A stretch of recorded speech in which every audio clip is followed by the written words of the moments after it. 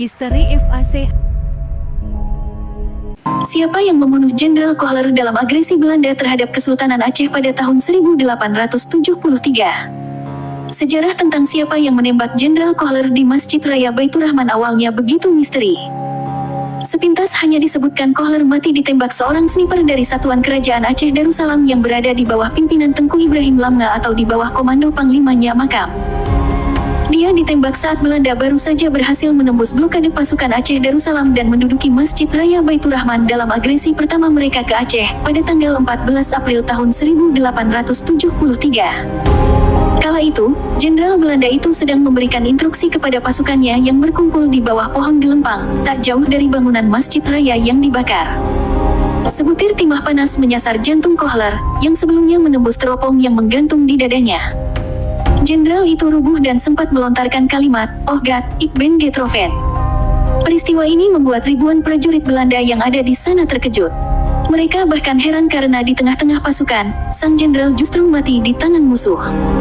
Kejadian ini belakangan menjadi tajuk utama media internasional, terutama di Eropa.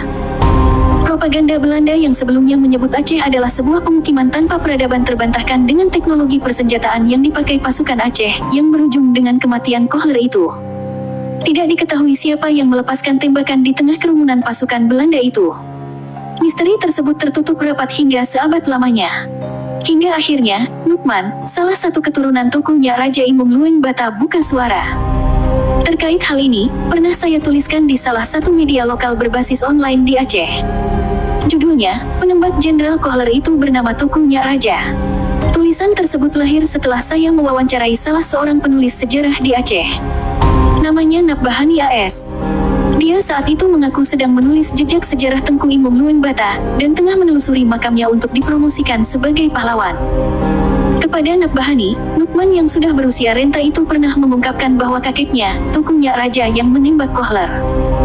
Dia merupakan pimpinan pasukan sniper Kerajaan Aceh Darussalam yang mengendap di lokasi Masjid Raya Baitur Rahman, usai pasukan Aceh dipukul mundur Belanda.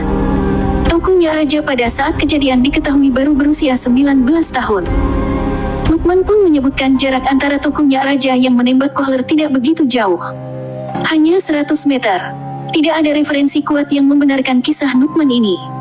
Meskipun demikian, fakta sejarah membenarkan bahwa Jenderal Kohler tewas terbunuh oleh senjata sniper di Aceh. Demikian sepintas jawaban dari saya.